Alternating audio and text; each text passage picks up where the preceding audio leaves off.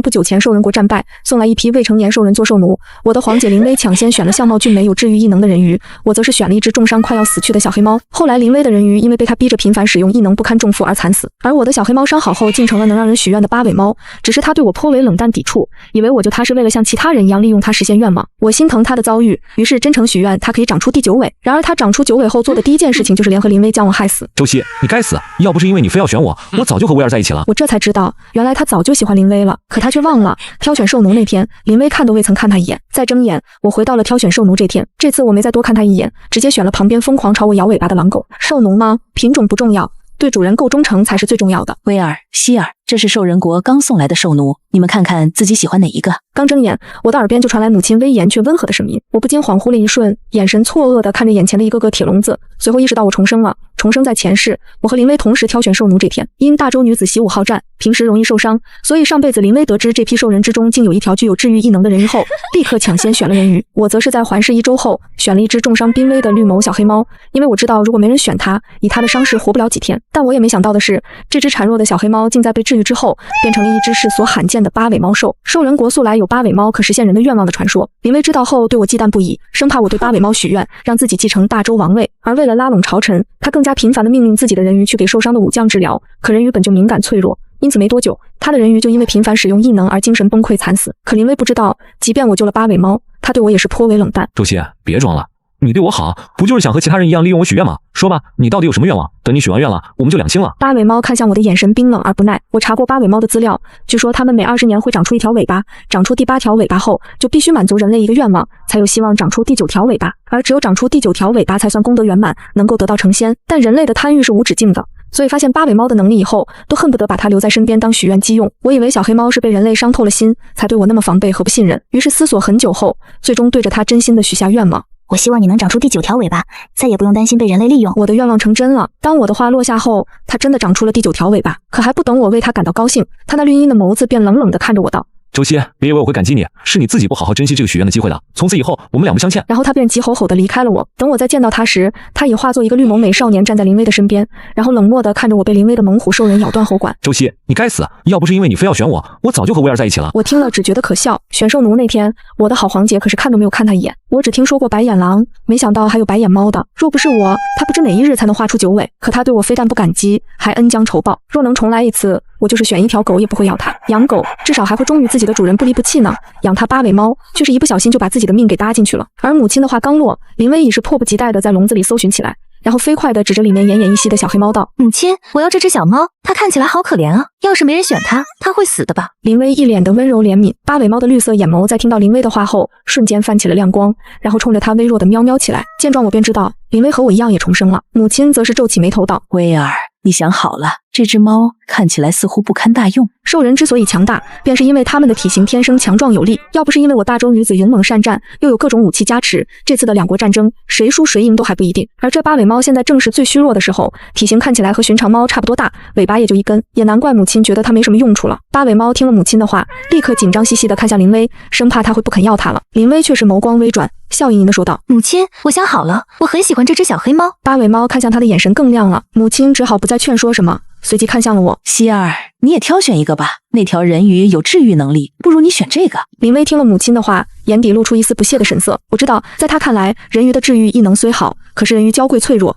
异能不能频繁使用，自然远不及8尾猫好了。林薇也似乎笃定了我会选择人鱼，但我却是淡淡的摇了摇头。不管是人鱼还是8尾猫，这辈子我都不稀罕。经过上辈子的教训，这辈子我只想选一个永远只会忠诚于我的兽奴。而兽人里面对人类最忠诚的便是狗。于是我指着8尾猫旁边那条正在疯狂冲我摇尾巴的黑狼狗道：母亲，我要它。那狼狗听了我的话，立刻激动地扑到了笼子前，两只前爪搭在铁笼的栏杆上，无比激动地看着我，尾巴摇得只剩下残影。我不禁笑着上前，然后轻轻地抚摸了一下它的脑袋。它兴奋无比地伸出舌尖，讨好地舔舐着我的手掌心，看着不比那成天只会给我冷眼的8尾猫好多了，至少它的眼里会只有我这个主人。母亲没想到，不管是我还是林薇，竟然没一个人选最抢手的治愈系人鱼，反而是一个选了一只猫，另一个挑了一条狗。无奈之下，只得说道：罢了，既然你们都选好了，那条人鱼便留在宫中吧。原本这批兽人被皇女皇子们优先挑选过后，剩下的便可以由朝中官员们的子女来挑选，但人鱼的治愈能力实在是罕见且珍贵。因此母亲也舍不得让它落在皇家之外的人手里。不过这对那条人鱼来说倒也是一件好事，母亲知晓它的珍贵，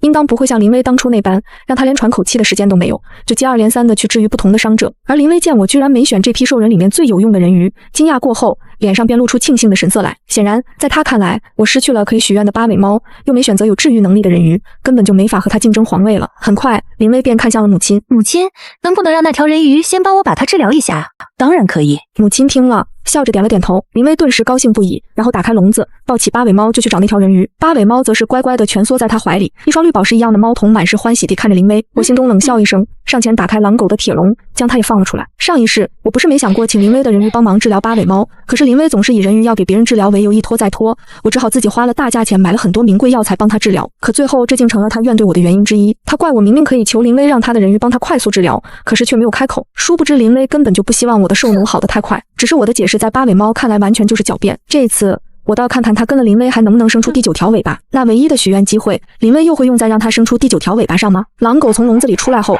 立刻就兴奋地朝我扑了过来。旁边的守卫见状，立刻戒备起来。我却是直接朝他伸出手去。下一刻，狼狗亲热无比地将自己的爪子搭在我的双手上，开心的汪汪2声。一双温顺的狗狗眼亮晶晶地看着我。兽人在化形之前是不会说人话的，但即便如此，我仍旧能通过他的肢体动作感受到他此时强烈的欢喜。我忍不住微微勾起嘴角。不得不说，我是很喜欢这种自己的兽人眼里只有我一个人的感觉的。他看着我的时候，就好像我是他的全世界。乖，我伸手摸着他的头，他顿时更加拼命地摇尾巴，眯着眼睛享受着我的抚摸。走，我带你回去，以后我就是你的主人了。我笑盈盈地说道。他立刻懂事地点头，然后收回爪子落回地面，摇着尾巴紧紧地跟着我。兽人的实力一和血脉天赋有关，二就和平日里的营养补充有关了。在带狼狗回家后，我请了专业的营养师来照顾它，好保证它的身体在化形之前能够变得更加强壮一些。而它也是恨不得每天都黏在我身上似的，我走到哪它便跟到哪。要是有陌生人靠近我，它会立刻挡在我身前，对别人龇牙咧嘴，守护姿态十足，不像八尾猫。上辈子我将它治好之后，它就每天来无影去无踪的，每次都是到了饭点或是需要用到我的时候才会自己跑回来。现在看来还是养狗好啊，这满心满眼看到的全都是我这个主人的样子，简直将人情绪值拉满了。我也是越来越喜欢这个狼狗了。这天，林薇的八尾猫终于被人鱼彻底治愈了。以林薇的脾性，他本来是想让人鱼日夜不停地为八尾猫治疗的，毕竟上辈子他就是这么对待人鱼的，知道他的极限在哪里。可是这次人鱼不再是他的所有物了，他也就没有权利把人鱼当成牛马来使唤了。母亲是不会允许林薇让珍贵罕见的治愈系人鱼透支精神力，影响了他的寿命的。而在人鱼断断续续的治疗下，上辈子养了大半年才好的八尾猫，这次花了10天左右的时间就完全痊愈了。它也随着痊愈露出了自己的真容。当母亲知道那只小黑猫竟是传说中的八尾猫时，也很是吃惊，随后便为林薇高兴起来。好，看来威尔果然气运不凡，八尾猫都能被你发现了。母亲眼中异彩连连，毕竟母亲也知道，被八尾猫实现过愿望的人会一生幸福顺遂，就连子孙后代都会得到庇佑。倘若林薇继承了大周，那他们大周后人岂不是尽皆福气绵绵了？有了八尾猫做兽奴后，林薇在朝堂之上的拥护者也是越来越多。毕竟对朝臣来说，能够与八尾猫结缘，就已经说明这人是有大运道的了。站队的话，最后赢的概率会很大。而且只要林薇对八尾猫许愿，让自己最后登上皇位，那她成为下一任女帝便是10拿9稳的事情了。这种几乎是板上钉钉的事情，没谁会拒绝。上一世得知我的兽奴是八尾猫的时候，他们也没少私下联系我示好，只是他们谁都没想到，我对八尾猫许的愿望不是成为女帝，而是让它长出第9条尾巴。再加上八尾猫变成9尾猫以后，就叛变去找林薇了。那些大臣很快就又转风使舵，改为支持林薇了。很多人都在笑我傻，把唯一的许愿机会给浪费掉了不说，最后还为林薇做了嫁衣。许愿的时候，我其实并未后悔自己的选择，否则八尾猫也不会因为我的愿望真的长出了第9尾。但许完愿望，他却把我一脚踹开后，我后悔了。我真心待他，不说真心换来真心吧，但至少别是忘恩负义啊！更何况最后他竟然眼睁睁看着我被林薇的猛虎兽人生生咬死。我周悉不说对别人怎么样，可对他绝对是有2次恩情的吧？可他呢？难怪有人说猫是养不熟的，前世我算是拿自己的命验证了这一点。不过这一世他落在林薇手里，还想长出第9条尾巴，我看是痴心妄想了。只可惜他不是重生的，不知道前世的记忆，否则我真的很想看看他的第8条尾巴又一次因为许愿而脱落的时候，他会是什么表情。在我的精心饲养下，半年后我的狼狗化形了，身材气长高大的少年，头顶2只毛茸茸的耳朵，面容俊美硬朗，一双温顺黝黑的狗狗眼，满是如目的看着我，身后是一条疯狂摇摆的黑色尾巴。主人，我化形成功了。狼狗激动地朝我扑了过来，我一个踉跄，手不小心搭在了它精瘦有力的腰上，而它看起来不算强壮的腰腹，8块腹肌摸起来竟是结实极了，手感相当好。霎时间，我的脑海之中忍不住浮现一些黄色废料来。都说公狗腰的男人没几个女人抵抗得了他们的魅力，不知道这小狼狗化形后实力怎么样？嗨嗨，但我到底是因为脸皮薄，没好意思继续往下看。就在我胡思乱想间，它却是突然凑到了我的面前，然后眼巴巴地看着我，紧张地问道：“你喜欢我化形后的样子吗？”我忍不住轻咳一声，点了点头，喜欢。对了，你叫什么名字？兽人都是有自己的名字的，只是未化形前因为和人类语言不通说不出来而已。但他却是可怜巴巴地看着我，摇了摇头。主人，我以前就是一只没人要的野狗，所以没有名字的，他们都叫我小野狗。主人，要不你给我取个名字吧。听到这话，我忍不住心生怜惜，然后点了点头道，要不就叫你苍牙好了。虽然你以前没人要，但以后有我了，只要你不背叛我，我永远不会不要你的。苍牙听了我的话，顿时激动的尾巴摇得更欢了。主人，我绝对不会背叛你的。狗的性子最忠诚不过的了，而且狼一辈子只会有一个伴侣，我身上同时有狗和狼的血统，绝对会对主人忠贞不二的。苍牙连忙急切地表忠心，生怕我不相信他似的。我忍不住勾起嘴角，下意识想摸他的头，结果因为他化形后比我高了很多，根本摸不到。但苍牙很快就极有眼力见地主动弯腰低头，期盼地看着我。我只好把抬起来的手落在了他的头上，安慰他说我相信你，因为我知道他真的会是一个知道感恩的好狗，只恨我上辈子滥发圣母心，只顾着可怜那只奄奄一息的八尾猫了，所以当时放弃了拼命对我摇尾巴的他。前世在挑选兽奴结束后，我后来是有再见过苍牙的。那时候他不知道从哪位大臣家里逃了出来，十分狼狈。当时就一个落魄的兽人，对我来说不过是举手之劳，所以我出手帮了他，让人送他回了兽人国的领地。但我没想到的是，我倾尽全力真心相待的八尾猫最后狠狠背叛了我，但我随手相救的狼狗却在我濒死之际拼死和猛虎战斗起来，只为救我。但被猛虎咬断喉管，我还是很快就死了。临死前只听到他愤怒的嘶吼，吼声中夹杂着深深的痛苦和心碎。那时候我才意识到，曾经的自己为了一只白眼猫，放弃了早就奔向我的忠实守卫者。挑选兽奴这种事情，果然还是要双向奔赴的好。林薇知道我的兽奴化形了，抱着他的八尾猫，第一时间便送来了贺礼。看到苍牙的模样后，他神色一松，随即眼神暧昧地朝我道：皇妹，先前我还在纳闷你怎么会选一条狼狗做兽奴，现在看来还是你会享受啊。啧啧，这公狗腰可是其他兽人比不上的优点。我只是淡淡地看着他。黄姐说笑了，哪有你的八尾猫好？听说八尾猫等着许愿的时候没什么耐心，这都大半年了，黄姐还没想好许什么愿望吗？八尾猫许愿的机会珍贵，我还没有想好许什么愿望好。林薇微微一笑，伸手轻抚八尾猫的毛。我在旁边故意说着，八尾猫修炼出9尾才能得到成仙，黄姐有没有想过许愿它长出第9条尾巴呢？若是它长出了第9条尾巴，实力便远在其他兽人之上，对黄姐你的助力也是更好。听到我的话，林薇的表情瞬间僵硬了一下，但他怀里的八尾猫却是眼含期盼地望着他，而林薇则是在这时温声道9尾哪是那么容易才能长出来的，等小乖修行够了，自然能够长出第9尾的，这岂是我许愿就能做到的事情？我意味深长地看了一眼八尾猫充满失望的眼神，也是，不过我就是这么一说，黄姐可别因为我的话浪费了这唯一的许愿机会。当然，反正小乖会一直陪在我身边，我随时可以许愿，也不急于一时。也是，我在赞同地回道。而林薇前脚刚带八尾猫离开，苍牙便轻哼一声，虚伪自私，他一看就是不想许愿让八尾猫长出第9条尾巴。我不禁惊讶地看着他，你怎么知道他不想许我说的那个愿望？苍牙一脸理所当然的表情。苍牙严肃地说着，要是八尾猫真的长出了第9条尾巴，那他不就不能再被人许愿了吗？那个女人身上全是难闻的味道，他一闻就知道她不是好东西，他不可能不把唯一的许愿机会用在自己身上。主人，你以后可要离他远些。苍牙叮嘱我。听到他的话，我惊愕不已。那你说说，林薇身上的味道是什么样的？我有些好奇，都说狗的鼻子很灵敏，难不成苍牙真能闻出来人身上的味道的不同？而苍牙则是在这时一脸嫌弃地说，他身上的味道带着一股子糜烂味儿，又臭又腥的，当时可怕他会选中自己了。然后又依恋地看着我，幸好主人要了我。见他一脸的庆幸，我不禁道，那我呢？我身上是什么味道的？主人身上当然是香喷喷的了，我一闻到你身上的味道，就想做你的伴侣。苍牙说着，还痴迷地嗅了嗅我周围的空气，我则是忍不住瞪大眼睛。你还想做我的伴侣？苍牙被我说的羞红了脸，从那之后也不敢在我面前乱说话了。其实我说这话也是逗他的。然而平静日子没过多久，我那好黄姐林薇就迫不及待开始作妖了。她那只八尾猫墨玄，据说已经显出了第3条尾巴，成天被她抱着招摇过市。这天上朝，她果然来了。母皇，墨玄今日又长1尾，此乃祥瑞之兆，佑我大周国运昌隆。她抱着黑猫站在朝堂上，几个大臣立刻附和起来，说什么天降祥瑞与长皇女，理应早定储君，以安民心。我站在一旁冷眼瞧着，前世这群人也是这般嘴脸。我上前一步，治国凭的是文治武功，而非祥瑞之说。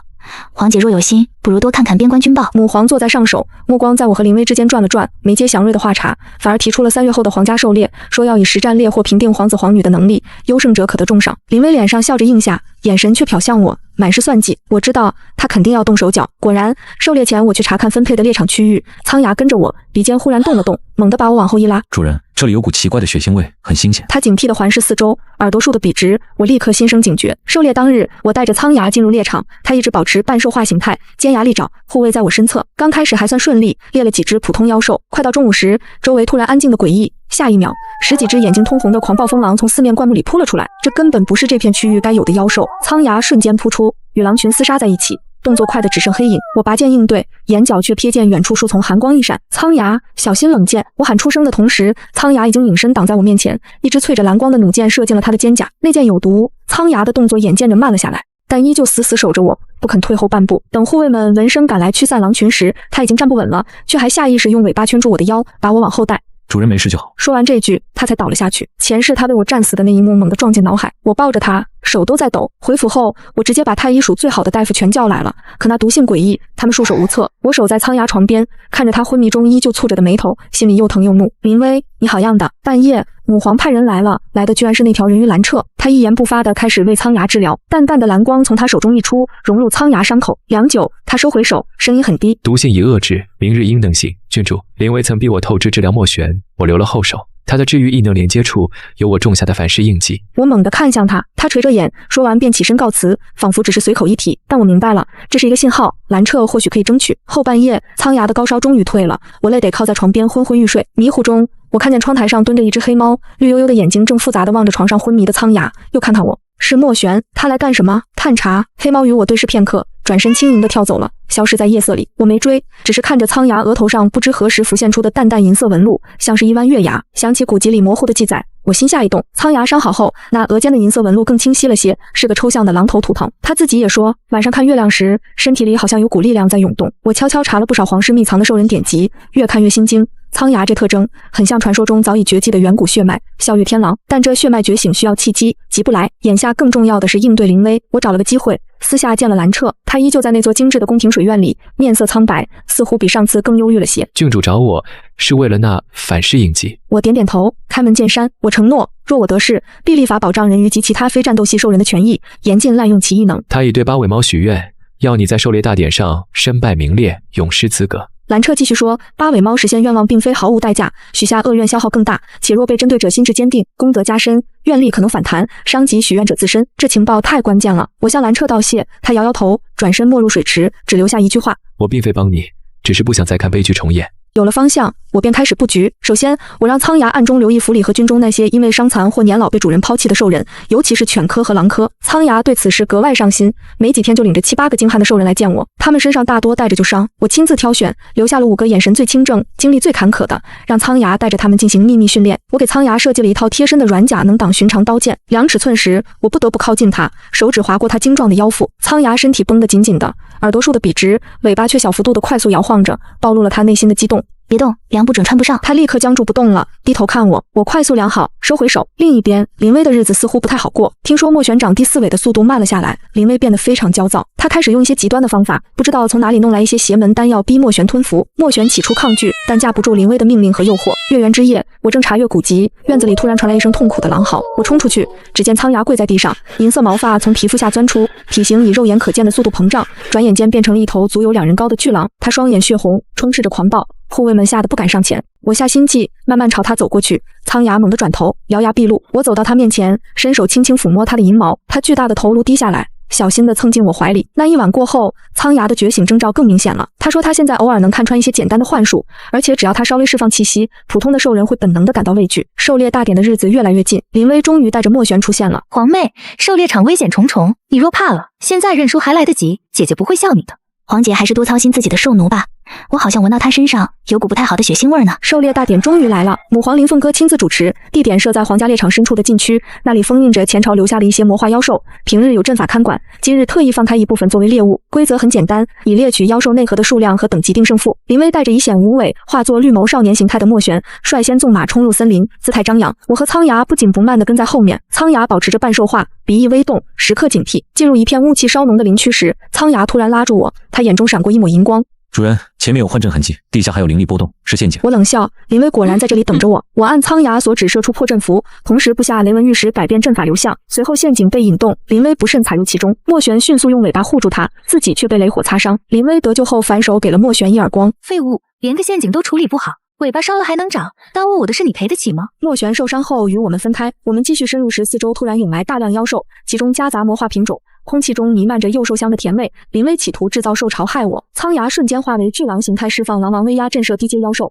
同时5名兽人暗卫从侧翼冲出，结阵分担压力。我凭借前世战斗经验挥剑迎敌，与苍牙背靠背配合，逐渐稳住阵脚。关键时刻，莫玄在远处树上凝聚禁忌的厄运诅咒瞄准我，林薇在一旁面目狰狞。就在诅咒将发之际，蓝彻此前种下的清醒咒因林薇的恶意与莫玄内心的悔恨被触发。莫玄眼神挣扎间瞥见我替苍牙挡开偷袭而暴露后背，与前世的记忆重叠。那时我曾为他挡下致命一击，他却冷漠以对。痛苦嘶吼中，莫玄强行扭转诅咒方向，射向林薇腰间的右手香囊，香囊炸裂，香料溅洒在林薇及其随从周围，兽群顿时被更浓烈的香气吸引，纷纷转向朝林薇一行扑去。林薇脸上的得意瞬间化为惊恐，不好，快走！莫玄用尽力气朝他喊了一声，随即像是被抽干了所有力量，从树上跌落，变回小黑猫形态，奄奄一息。林薇哪里还顾得上他，在护卫拼死保护下仓皇逃窜，自己也被妖兽抓伤，狼狈不堪。兽潮失去统一目标，渐渐散开。我看着林薇一行人逃远的方向，又看了看地上那团小小的焦黑的血污。苍牙变回人形，喘着气走到我身边，身上多了几道伤口。我走到小黑猫跟前，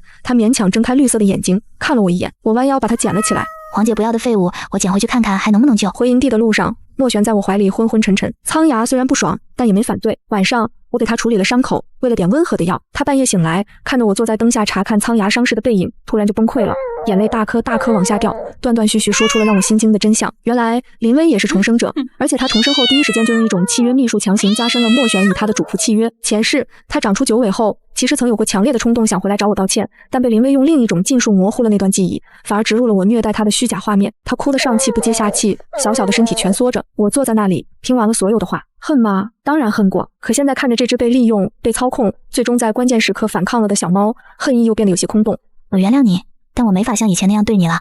我们回不去了，伤好后你可以选择离开。小黑猫眼中的光暗淡下去，它把脑袋埋进前爪，不再出声。苍牙在一旁默默握住我的手，尾巴轻轻环住我的腰，它的体温透过衣衫传来，让我冰冷的心慢慢回暖。狩猎大典的结果不言而喻，林薇不仅一无所获，还重伤损兵，成了笑柄。我猎取的妖和数量质量都属上乘，赢得了不少中立将领的赞许。但林薇怎么可能善罢甘休？他回到都城后，立刻跑去母皇面前哭诉，说我与兽人勾结，陷害于他。他还拿出了所谓的证据，几封模仿我笔记与兽人国某位贵族密谋的信件。一时间，朝堂上风云再起。我知道，仅凭我一面之词和狩猎的表现，还不足以完全扳倒根基深厚的林薇。就在一次气氛凝重的朝会上，林薇一派的官员再次发难，苍牙一直沉默地站在我身侧，听到他们越说越不堪，他不再压制自己，额间的银色狼头图腾完全显现，几个靠近的文臣甚至腿一软，差点跪下，连母皇都惊得从王座上微微前倾了身体。就在这时，殿外侍卫高声通报，兽人国派遣的使团恰好在这个节骨眼上抵达都城，请求觐见。为首的是一位老迈的诗人族长老，他进殿后，目光瞬间就定格在苍牙身上。老长老浑身巨震，快步上前，竟对着苍牙单膝跪地，右手抚胸，行了一个兽人国最崇高的礼节。笑月天狼100年了，失踪100年的圣兽血脉竟然再次重现，敢问阁下可是无族传说中的天狼少主？兽人国使团的其他成员也纷纷激动跪下。苍牙愣了一下，看向我，我冲他微微点头。他深吸一口气，挺直脊背，虽未直接承认，但那属于王者的沉稳气质自然流露。我名苍牙，主人乃大周皇女周熙，过去记忆残缺，只知效忠主人。这话既表明了立场，又留下了余地。诗人长老激动不已，转向母皇和林凤哥，详细解释了笑月天狼在兽人国的地位。那是传说中的圣兽，是兽人远古皇族的象征，地位超然，只会在天命所归的真主身边现身。这一下，局势瞬间逆转，苍牙不再是来历不明的危险兽奴，而是兽人国尊崇的圣兽血脉，他的忠诚反而成了我天命所归的最佳证明。但这还没完，一直沉默站在女王身侧示意队列里的兰彻，这时突然出列，跪地呈上了一块流影石。他用光影投射展示出林薇逼迫他透支治疗，用鞭子抽打虚弱的莫玄与兽人国黑市商人密谈购买控制兽奴的禁药，甚至还有他与兽人国某股势力通信商讨边境摩擦以获取利益的片段。母皇林凤哥猛地一拍扶手，站了起来：“逆女，你还有何话说？”林薇瘫软在地，百口莫辩。最终，她被剥夺了皇女身份与一切封号，打入宗人府圈禁。她的党羽也遭到清洗。母皇，周熙，你们以为这就完了吗？我留下的后手，你们永远想不到。我心里升起不祥的预感。果然，就在林薇被圈禁的第7天夜里，皇宫多处突然燃起大火，一群眼睛赤红兽人不知从何处冒出，见人就杀。是林薇，她竟然用那种控制兽奴的禁药，短时间内激发并控制了兽人奴隶，发动了宫变。可怕的是，她本人竟然从宗人府逃了出来，浑身笼罩在一层不祥的黑红色雾气中，皇宫瞬间陷入一片混乱和火海。我带着苍牙和麾下人马奋力抵抗，苍牙化身巨狼，所向披靡，但魔化后的林薇力量实在太强，他认准了我，疯狂攻击。再一次交手间隙，他凝聚所有黑红魔力，化作一柄长矛，狠狠朝我心脏掷来。苍牙，他用身体挡在了我前面，长矛贯穿了他的腹部，洒在我脸上。我看着苍牙眼中的光彩迅速暗淡，巨大的身躯无力地向我倒来。苍牙，不，我不准你死，你听到没有？我抱住他，我的血和他的血混在一起。就在这时，一边突生，混合的血液仿佛触动了什么，苍牙额间的狼头图腾爆发出荧光，竟然在夜空中连接成一轮虚幻的明月。他腹部的伤口在月光下以肉眼可见的速度愈合，贯穿的长矛被逼出。苍牙的身形在荧光中再次发生变化，化为一个更为修长挺拔的人形。他依旧是黑发黑眼，但头顶的耳间染上一缕银色。最令人震惊的是，他的背后竟舒展出一对光翼。战场上所有生物，无论是人是兽，都感到一阵心悸，不由自主地想要臣服。银月狼神完全觉醒，林薇也被这变故惊呆了，但他很快被疯狂取代，再次凝聚攻击。苍牙只是淡淡地瞥了他一眼，抬起一只手，对着他所在的方向轻轻一握。结束了。诡异的一幕出现了，以林薇为中心，方圆100米内的一切全都像被按下了暂停键，只有我和苍牙，还有更远处的其他人不受影响。时空凝滞，虽然只有短短2-3秒，但对我而言已经足够。我握紧手中长剑，瞬间刺穿了林薇的丹田。林薇发出一声凄厉到极点的惨叫，瘫倒在地，彻底成了一个废人。他怨毒地瞪着我，嘴里涌着血沫。周希，你赢了，但你别得意，你永远不知道，重生者不止我一个，这个世界还会……他的话没说完，气息便彻底断绝，死不瞑目，宫殿被迅速屏蔽。这时，一直躲在我袖带里虚弱休养的莫玄突然钻了出来，他仰头发出一声悠长的猫叫。他在燃烧自己弑母的所有尾巴和本源，施展8尾猫一族的终极禁术轮回赎罪。幽蓝火焰将林薇的尸体包裹，将其放逐到了无尽的时空乱流之中，永世不得超生。而莫玄自己在火焰燃尽后，变成了一只普普通通的小黑猫。我走过去，把它抱起来。苍牙收起光翼，走到我身边，看着小猫，没有说话。我摸了摸小猫的头，以后你就叫忘忧吧，忘了好。苍牙轻轻握住我的手，他手心温暖而有力，我们之间似乎多了一种更深层次的联系。我能隐约感觉到他澎湃的生命力和对我的绝对守护之意。后来我才知道，那是血脉觉醒时我们血液交融触发的共生契约，从此生命共享，伤害共担，真正生死与共。以月为誓，以血为盟，生同亲，死同穴，千秋万载，唯卿一人。主人，不，周希，我心一人。这次我没有抽回手，而是弯下腰，主动吻了吻他温热的嘴唇。笨蛋，该改口叫陛下了。还有，以后不准再挡在我前面。苍牙眼睛瞬间亮如星辰，尾巴摇成了欢快的螺旋桨。是我的陛下，但保护你是我的本能和职责，这个改不了。林薇死了，他的势力被连根拔起。母皇经历了这场惊心动魄的宫变，又见识了苍牙的真实身份和我的能力手段，似乎一下子看开了许多。他开始逐步将政务移交给我处理。半年后，母皇灵凤科正式下诏，传位于我。诏书上说，皇女周希天资英奇，仁德果毅，堪平内乱，安定邦国，更得圣兽拱卫，天命所归。朕眷秦，特传大位于周希，即皇帝位。登基大典那天，我穿着玄黑绣金的帝王衮服，头戴冠冕，一步步走上高高的祭天台，接受百官和万民朝拜。礼成后，按照程序，身为大将军的苍牙须出列，跪献兵符，表示军队对皇权的绝对服从。苍牙穿着我为他特制的银黑相间将军铠甲，英武非凡。他稳步出列，单膝跪在我面前，双手托起沉甸甸的虎符。所有人都以为这只是一个仪式，然而当我接过虎符后，我没有立刻让他退下，而是向前一步，在万众瞩目之下，亲手将他扶起。然后我做了一个让全场瞬间寂静的动作，我握住了他的手，与他十指相扣，高高举起。苍牙不仅是朕的大将军，更是朕以江山为聘，此生唯一的伴侣、帝后。从今往后，他与朕共掌这山河。寂静之后是震天的欢呼，尤其是宫里的兽人群落，吼叫声直冲云霄。人类百姓经过此前动荡和心法推行，对这个强大又似乎很护着自家陛下的狼神将军也颇有好感，欢呼声同样热烈。苍牙看着我，眼睛亮得惊人，耳尖通红，尾巴在身后激动的小幅度摇晃，努力维持着大将军的威严形象，但微微颤抖的手暴露了他的心情。大典后，宗人府在清理林薇旧居密室时，发现了林薇的几本日记。他在日记里写道，这是我第3次重生了，为什么每次都差不多？周希那个蠢货，每次都非要选那只没用的黑猫。这次我提前找到他，用秘法控制住，为什么还是赢不了？难道周希身上有什么大气运者光环？我不服，我才是长女，我才是应该继承一切的人。原来问题出在那条狼狗身上。我派人去兽人国偷偷查了，他居然是孝玉天狼血脉。这种传说中的东西怎么会出现在兽奴里？上一世他好像被一个小官的女儿挑走了，没过多久就被虐待死了。这一世他居然主动选了周希，凭什么？周希必须死，只有他死了，我才能夺取他的气运。我试过很多方法了，为什么总是不行？日记到这里戛然而止。原来我所在的这个世界竟然已经重置过至少3次，而林薇是带着多次记忆的重生者，难怪他对我如此了解，如此执着于除掉我。而苍牙竟然在之前的世界里遭遇了那样的不幸，这一世他绕开了那个悲剧的选项，坚定不移地走向了我。或许他才是我在这个不断重置的世界里唯一的，也是最大的变数和依靠。苍牙进来时就看到我对着日记发呆，他走过来，从后面轻轻环住我。怎么了？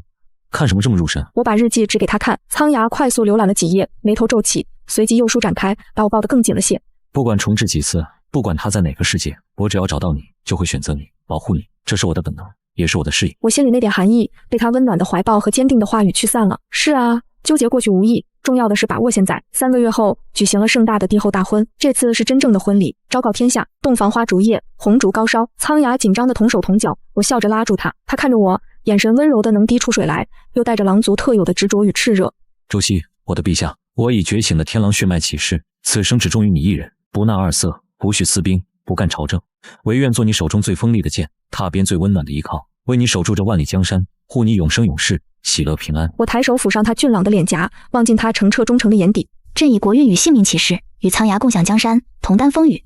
此生不立后宫，绝不负你此心。